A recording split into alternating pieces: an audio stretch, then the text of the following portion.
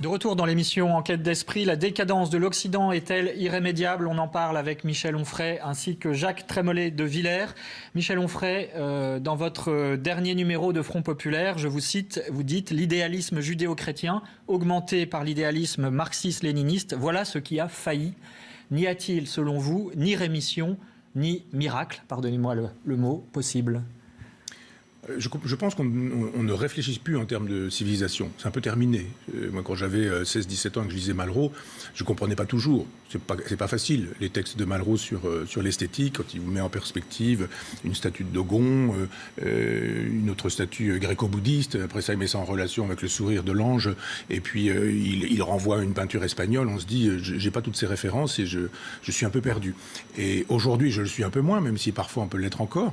Mais je me dis, la possibilité de voir sur 1000 ans, c'est quand même assez rare. En politique, la dernière fois, c'était le général de Gaulle. On n'en a pas eu depuis.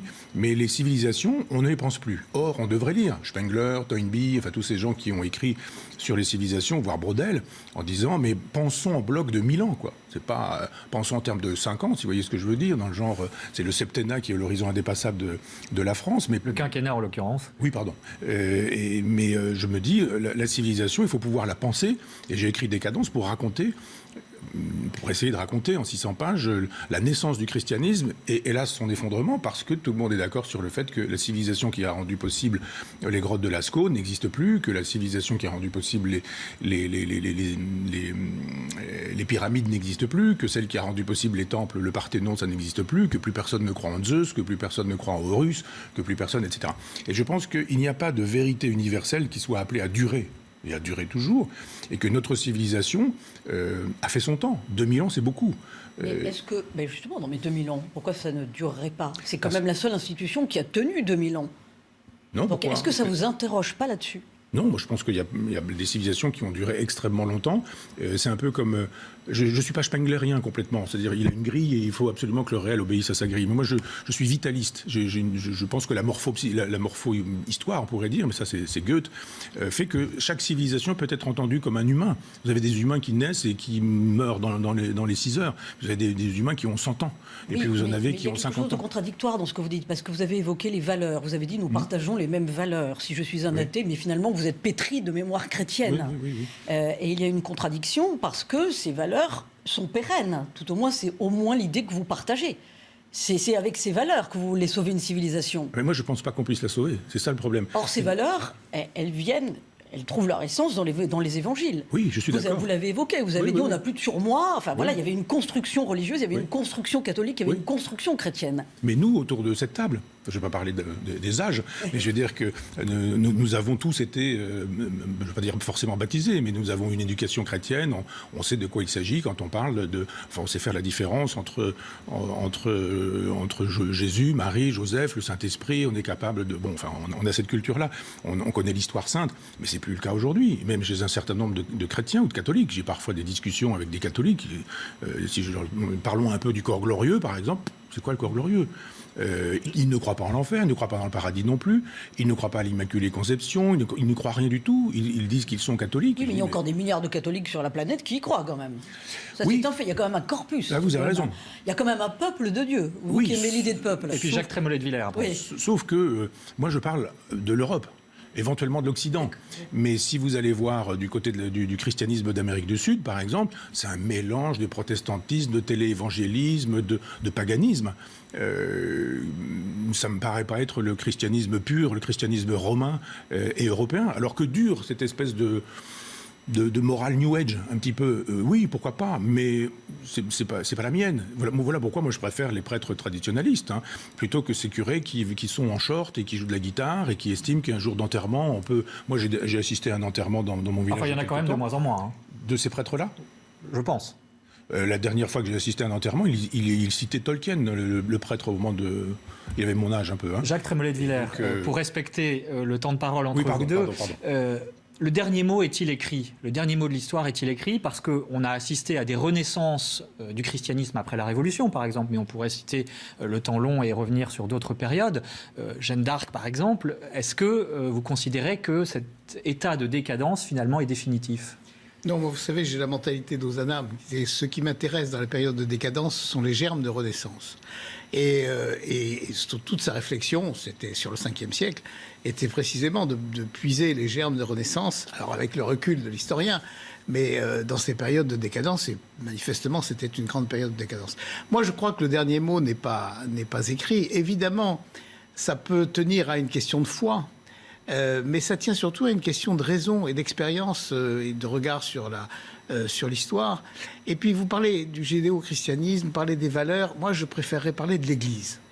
C'est parce que je crois que c'est le phénomène, comme vous avez dit tout à l'heure, enfin, ce qui vraiment importe dans l'histoire et aujourd'hui encore, c'est l'Église.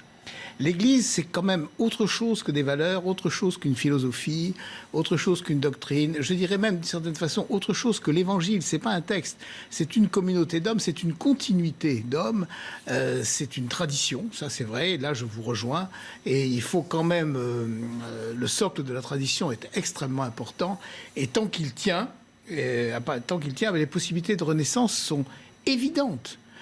C'est de même que le printemps suit l'hiver, de la même façon, dans l'histoire de l'Église, on le voit constamment. On dit aujourd'hui, c'est épouvantable en Europe, et c'est vrai que l'Europe est dans une situation qui est vraiment très pénible et scandaleuse, parce que l'Europe a tout reçu. C'est un peu comme nos dirigeants. Quand je regarde nos dirigeants, c'était peut-être pas le sujet de l'émission, mais tant pis, ils ont tout reçu, ces gens. Regardez notre président de la République, il a tout reçu, des meilleures écoles, des meilleures universités. Ils ont tout reçu et ils n'ont rien compris. Ou alors ils n'ont rien voulu garder. Ou alors ils ne regardent qu'une espèce d'un instant, sans prendre ce que vous dites, l'espèce de recul qui est quand même absolument nécessaire. Enfin, nous, on nous apprenait ça. Les jurisprudences sont ceux qui ont le chance des choses divines et humaines. Il faut quand même, moi je le dis à tous les jeunes avocats et forcément aux jeunes magistrats quand j'en vois, mais d'abord arrêtez-vous, regardez, prenez du recul et considérez les choses, comme disait Lucrèce ou même comme disait Virgile, en cherchant la cause et en cherchant la nature. Et vous trouverez, et vous verrez qu'à ce moment-là, nous sommes les mêmes qu'au temps de Socrate, nous sommes les mêmes qu'au temps de Jésus. Il y a un tas de choses techniques qui ont changé, mais dans l'essence, nous sommes les mêmes. Bon. Et on a dit, bon, c'est vrai qu'Athènes est morte, Rome est morte, et puis elles ont continué. La France, moi, je ne peux pas me résoudre de toutes les façons.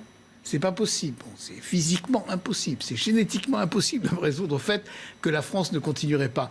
Mais c'est pas seulement une question d'opinion personnelle. C'est une question de regard sur la réalité.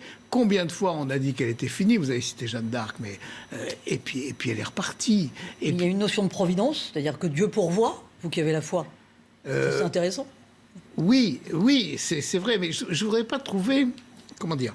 Je voudrais pas parler avec des sortes de clés magiques, oui. Vous savez. Alors, bon, et tout d'un coup, il y a même ce qui est très agaçant, par exemple, dans l'Iliade, de temps en temps, c'est quand l'adversaire, enfin, le guerrier tient son adversaire, il va l'écraser, et puis là, à ce moment-là, Athéna ou je ne sais qui arrive, il y a un nuage de fumée, et hop, il n'y a plus personne. Bon, il ne trouve plus. Ça, l'intervention du miracle projeté comme ça pour essayer de résoudre une situation, je n'accepte pas. Mais en revanche, je ne suis pas du tout naturaliste. Je crois que le grand péché, pour parler simplement, du monde moderne, c'est le naturalisme. C'est-à-dire d'avoir voulu absolument écarter le surnaturel de la vie et de l'histoire. C'est pas possible. C'est pas possible. Toutes les civilisations l'ont eu. Un surnaturel tordu, mal tordu, etc., ou mal foutu. Peut-être, mais de toutes les façons, ils ont toujours vécu la tête dans les étoiles.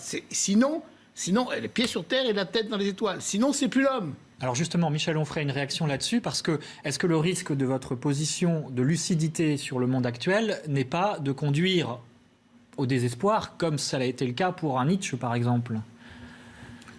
D'abord, je ne pense pas que Nietzsche ait été désespéré. Et puis Nietzsche, c'est Nietzsche. Et moi, je suis nietzschéen. Mais vous le citez. Oui, je suis nietzschéen, c'est-à-dire je pense à partir de Nietzsche. Mais je ne pense pas comme Nietzsche. Être nietzschéen, c'est dire il a laissé un chantier et on essaie de s'installer sur ce chantier parce qu'on pense que c'est le chantier le plus intéressant, mais ça ne veut pas dire qu'on souscrit à tout ce que Nietzsche a pu raconter. Non, moi je pense que Alors vous posiez la question de la providence. Moi, évidemment, je ne crois pas à la providence, mais je crois à un cosmos. En grec, ça veut dire ordre. Il y a un ordre des choses, il y a un ordre du monde. Et pour le coup, Qui vient d'où ? Alors, qui s'auto-référencie et dont on peut dire qu'il est la physique et pas la métaphysique. C'est ça qui nous séparerait. C'est-à-dire, vous connaissez l'histoire, on dit que quelqu'un a rangé les œuvres d'Aristote, et il a écrit sur tout, puis à un moment donné, il y a la physique, puis on dit, mets-le après, c'est la métaphysique, après la physique. Vous pensez effectivement que la métaphysique rend compte du monde. Moi, je pense que c'est la physique qui rend compte du monde, qui rend compte. Et je suis lucrétien en ce sens. Je travaille à un livre, je vais vous faire un aveu à nos téléspectateurs, mais je travaille à un livre qui serait une spiritualité matérielle à partir de la physique quantique, un genre de métaphysique quantique. Parce que si je croyais en Dieu, je pense que j'y croirais avec les instruments intellectuels d'aujourd'hui. Et on sait aujourd'hui que finalement, il y a des multivers, des plurivers, la fameuse pluralité des mondes dont on parle depuis les épicuriens. C'est-à-dire qu'il y a notre univers, bien sûr, mais notre univers, c'est juste un univers. Il y a une métaphore, vous mettez du bain moussant dans votre baignoire, et puis ça mousse, et puis il y en a plein votre baignoire, puis après il y en a plein votre salle de bain, puis plein le couloir, puis plein la maison, puis ça déborde dans la rue, puis il y en a plein le village, puis il y en a plein le département, et puis aller jusqu'au bout du monde connu de ce nuage de mousse, de bulles. Eh bien, chaque bulle est un univers. Eh bien, si vous faites de la physique quantique, vous avez cette idée de la pluralité des mondes, du plurivers, du multivers, et vous pouvez penser autrement la spiritualité, notamment une physique sans métaphysique. Et moi, j'expliquerai volontiers historiquement le christianisme. Le vent, la lumière, le principe de la lumière. Enfin, dans mon petit village, de temps en temps, je m'installe dans l'église, et puis il y a l'oculus, l'arrivée de la lumière du levant. C'est bouché aujourd'hui, l'oculus, évidemment, Vatican II oblige. Mais il y avait toute cette théorie à produire sur la lumière. La lumière, c'est la vie. Et on sait très bien que la lumière et la vie, dans une configuration d'un univers qui lui-même est dans une logique de plurivers, ça rend possible une spiritualité matérialiste et qui n'empêche pas justement des valeurs, fabriquer un certain nombre de valeurs. Spiritualité matérialiste, Jacques Trémollet de Villers. Moi, spiritualité matérialiste, ça me va assez bien, parce que, en fait, c'est la définition, c'est une forme particulière de définition du catholicisme. Et j'aime pas encore le terme catholicisme, j'aime pas l'isme. Mais je dirais de l'Église catholique, c'est-à-dire que c'est la plénitude de l'ordre humain. C'est la plénitude de l'ordre humain et de l'ordre matériel. Parce que beaucoup ont reproché au catholicisme, ou à la religion catholique, ou à l'Église, d'avoir supprimé les petits dieux. Je me souviens même de certains textes de Maurras, que j'aime beaucoup, c'est le Maurras poète, dans lequel il dit, c'est une conversation avec Thibon, justement, dans laquelle il dit, mais enfin, Thibon, ce Dieu unique est un peu effrayant. Tandis que tous ces petits dieux charmants là, avec lesquels on pouvait composer, qu'on pouvait prier à chaque difficulté. Sauf que ces petits dieux n'étaient pas charmants, hein, pas du tout. Bon. Et quand on voit ce qu'ils ont fait souffrir à Ulysse, c'est quand même terrible. Bon. Et donc à ce moment-là, l'homme est beaucoup plus grand et beaucoup plus noble que tous ces petits dieux. Mais l'idée était quand même que il y a une présence divine dans tout le monde matériel et qu'il n'y a pas de rupture, il y a des distinctions. Il y a des distinctions, si on ne distingue pas, on est perdu. Mais il n'y a pas de rupture. Et je trouve qu'aujourd'hui, d'avoir enlevé tout ce côté divin, de l'avoir supprimé, de l'avoir dit... Au nom de quoi ? Au nom du fait qu'on aurait tout trouvé par la science, qu'on aurait tout trouvé par la science. Mais au bout du bout, quand on fait toutes les causes, oui, mais il y a ceci, alors, l'arc-en-ciel que les Hébreux considéraient comme le symbole de l'alliance, en définitive, c'est un jeu de lumière et de particules, etc. Oui, d'accord, c'est un jeu de lumière et de particules, mais pourquoi le jeu de lumière et de particules ? Bon, et quand on remonte des pourquoi, à la fin, on tombe quand même sur... la cause des causes, au moins ça, la cause des causes ou le bien des biens. Sourit et repose nos cœurs dans le sien, comme dit le poète. Et là on est bien. Donc moi je crois qu'il faut pas avoir peur. Il faut aller jusqu'au bout. Et quand on va jusqu'au bout, on tombe sur la cause des causes et le bien des biens.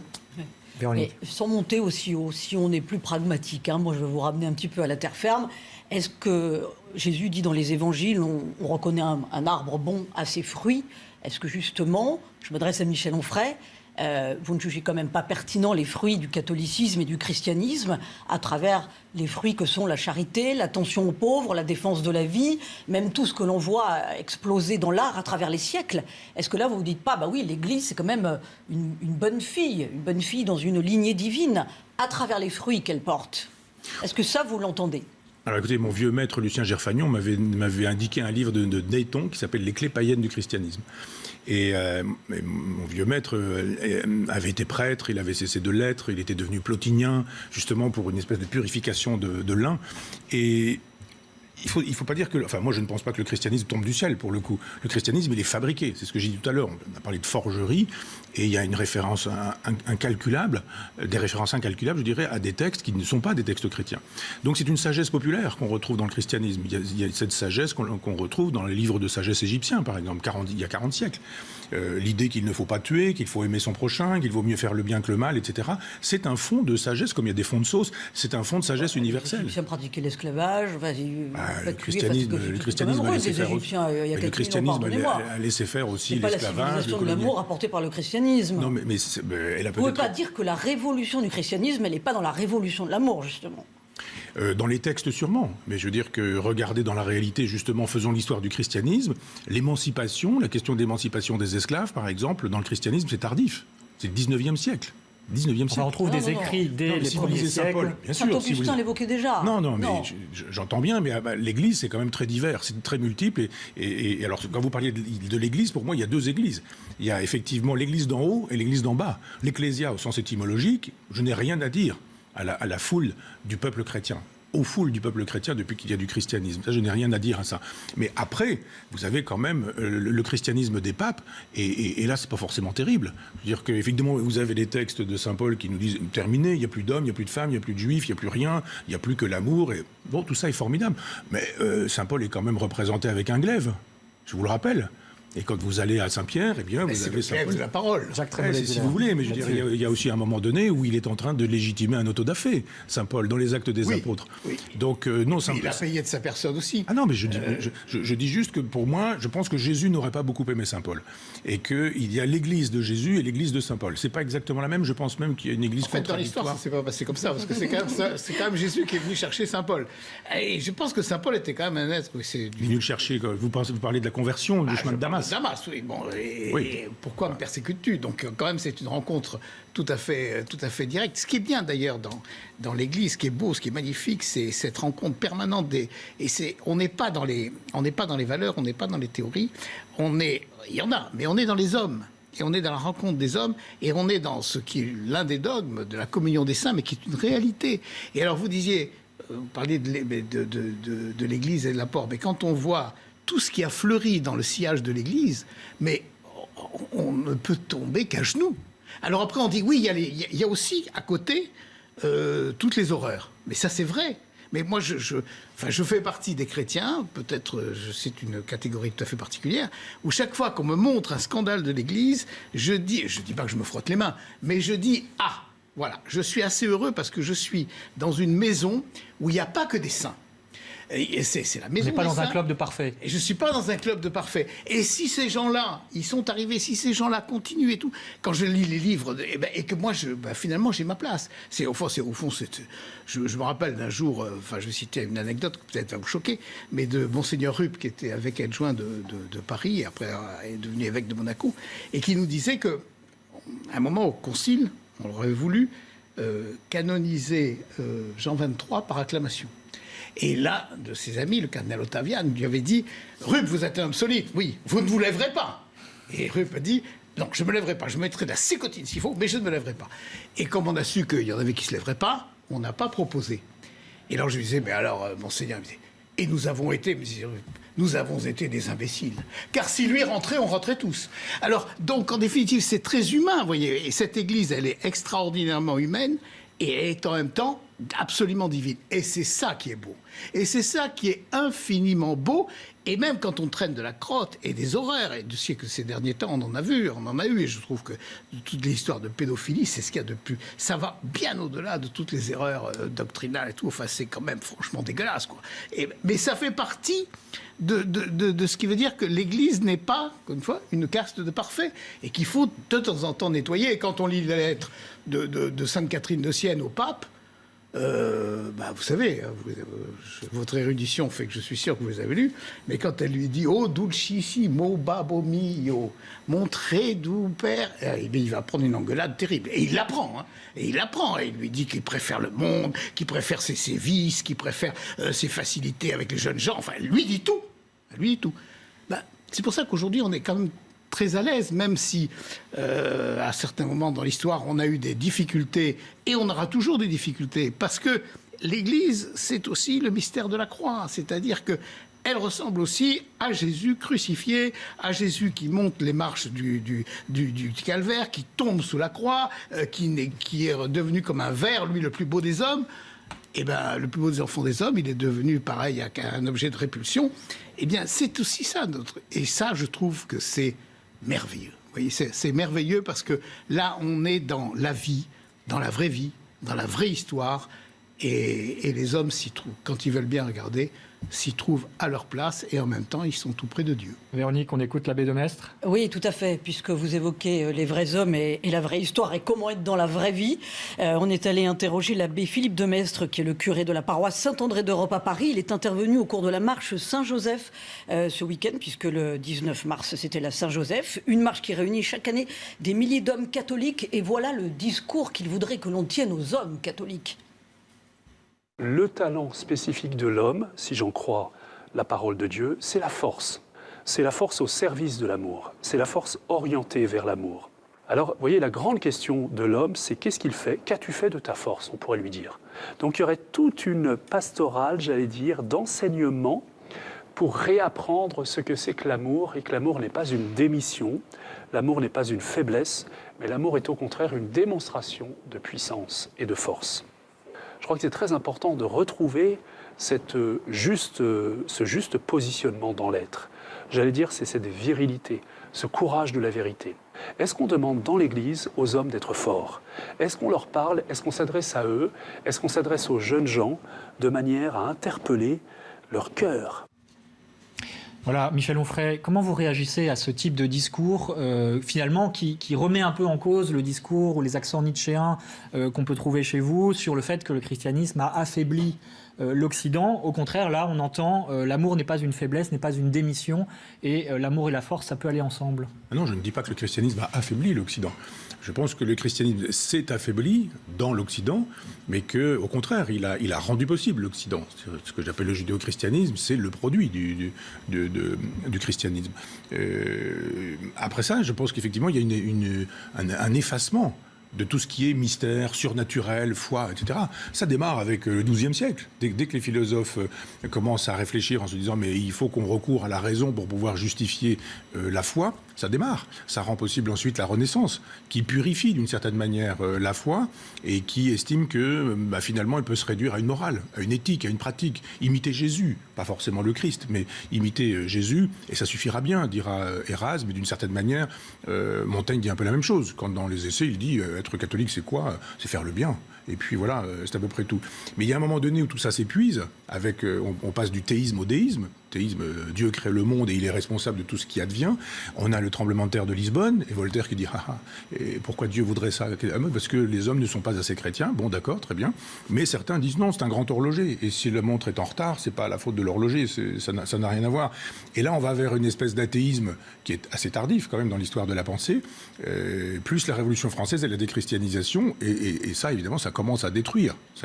Ça commence à corroder avec la philosophie médiévale. Ça continue avec la Renaissance.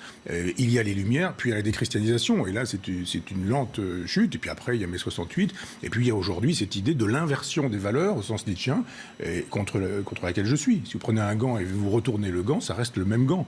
Cette idée qu'il faudrait faire le mal parce que ce serait mieux que de faire le bien, c'est ce triomphe de Sade chez les intellectuels français, par exemple, au XXe siècle. Moi, j'ai écrit un livre contre ça. Je pense que le christianisme nous a légué un certain nombre de choses, dont un surmoi. Et j'estime que même si ce surmoi n'était pas parfait, il vaut mieux ce surmoi que pas de surmoi du tout. Mais Michel Onfray, vous avez eu une expérience avec le sacré. Là, vous parlez d'épuisement, mais vous êtes rendu à l'abbaye de la Trappe.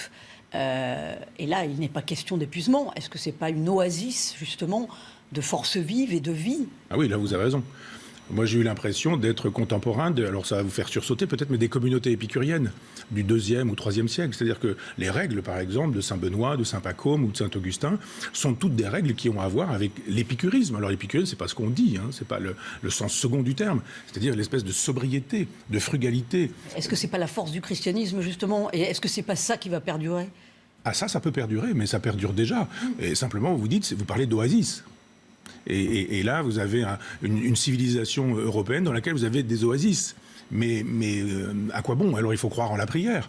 Moi, je n'y crois pas, hélas. Ce serait tellement Vous formidable. enviez ceux qui croient? Je pourrais dire que je les envie, oui, parce que j'ai perdu ma compagne, j'ai perdu mon père, et j'aimerais bien me dire que après ma mort, je les retrouverai. Ça doit être tellement extraordinaire de pouvoir penser ainsi. Donc évidemment, tout le monde devrait être tenté par ça. Cette idée qu'il n'y a pas de mort, qu'il y a une vie après la mort, et que dans cette vie après la mort, on retrouve les gens qui nous ont aimés et qu'on a aimés. Quelqu'un qui me dirait non, je n'envie pas ce genre de situation, mentirait assez probablement. Donc oui, j'estime que s'il y avait quelque chose après, ce serait assez formidable, mais j'ai tendance à croire qu'il n'y a rien qui ressemble à une vie ou à une survie. Que quelques-uns puissent imaginer que la prière puisse permettre d'intercéder, que effectivement, quand ils mourront, ils ne seront pas morts, je trouve ça formidable, mais hélas, je suis sur le seuil de la porte, je regarde, sans forcément envie, mais je pense qu'il y a quelque chose de beau à se dire, je suis contemporain de gens qui ont 2000 ans. Alors, pour les quelques minutes qui nous restent, malheureusement, je voudrais vous faire réagir sur une citation de Benoît XVI lorsqu'il est venu au Bernardin à Paris en 2008, le rapport entre la culture et le culte, puisque, parlant des moines, et vous parliez d'Oasis justement, dans cette période troublée des invasions barbares après la chute de l'Empire romain, voilà ce que dit Benoît XVI, il cherchait Dieu, derrière le provisoire, il cherchait le définitif, le désir de Dieu comprend l'amour des lettres, l'amour de la parole, son exploration dans toutes ses dimensions. Une réaction, Jacques Trémollet de Villers? Est-ce qu'on peut sauver la culture sans le culte? C'est la question. C'est pas possible. De toutes les façons, la culture n'existe pas sans le culte. Vous parlez tout à l'heure de ce désir que vous aviez peut-être de retrouver ceux qui ont disparu, mais que vous pensez que c'est pas possible, enfin vous ne le croyez pas. Moi, je suis de la tradition de Socrate, de Platon, de Cicéron, qui dit à la fin, mais moi, à la fin, quand au moment où on me dirait, mais maintenant on va vous ramener à la naissance, mais non, je ne voudrais pas retourner à l'écurie, j'ai accompli la tâche, et maintenant j'attends. J'attends quoi? J'attends quelque chose de beaucoup plus beau et de beaucoup plus grand. Donc la mort à ce moment-là, c'est un envol, c'est pas un arrêt. Et en fait, ce regard appuyé sur Dieu, comme dit Benoît XVI, c'est en même temps, c'est vrai que toutes les lettres, toute l'histoire, toute la musique, tous les biens de la civilisation sont contenus à l'intérieur. Et tout à l'heure, j'entendais le père de Metz parler de Saint Joseph, et vous parliez de Nietzsche. Et en se penchant sur Saint Joseph, je me dis, mais en fait, celui qui est, si j'ose dire, non pas l'anti-Nietzsche, mais le sur-Nietzsche, mais qu'on n'a pas assez regardé comme ça, c'est Joseph. Joseph, c'est quand même le seul homme de l'histoire qui a pris Dieu dans ses bras petits et qui l'a mené, qui l'a conduit, et qui lui a appris à parler, à lire, à écrire, à travailler, etc. Et c'est incroyable. Sauf qu'on n'a jamais assez fini, on ne finira jamais de méditer sur la grandeur de Joseph. Et ça, et surtout qu'on a un peu, on a un peu rabaissé en disant, ah voilà, c'est la chasteté, c'est l'humilité, enfin, on a des étiquettes, et c'est bien. Mais enfin, c'est un destin unique. Et c'est un destin que, dans aucune religion au monde, on ne trouve un Joseph. C'est quelque chose qu'on ne trouve que là où on l'a trouvé. Et alors on me dirait, mais peut-être qu'il n'a pas existé. S'il n'avait pas existé, je vous répondrais que ça se saurait. Et en fait, c'est le seul fait d'avoir personne, aucun homme ne peut imaginer que Dieu se fait petit enfant dans les bras, non seulement de sa mère, ça c'est encore plus facile à admettre, mais dans les bras d'un homme qui est pas aussi, enfin qui n'a pas l'immaculée conception comme Marie, et qui est un homme comme les autres, qui est fils de David, et que Dieu se soit mis là sous cette protection. Aucune religion au monde n'a trouvé ça. Aucune pensée humaine n'a trouvé ça, donc c'est divin. En tout cas, merci infiniment à tous les deux, avec Véronique Jacquier, de nous avoir proposé cette conversation que l'on pourra reprendre, si vous le voulez bien. Vous reviendrez, bien sûr, parce que, évidemment, on vous écouterait pendant des heures. Merci infiniment, Michel Onfray. Je rappelle le titre de votre dernier ouvrage, La Nef des Fous, des nouvelles du Bas Empire. C'est publié chez Bouquin. Merci, Jacques Trémollet de Villers.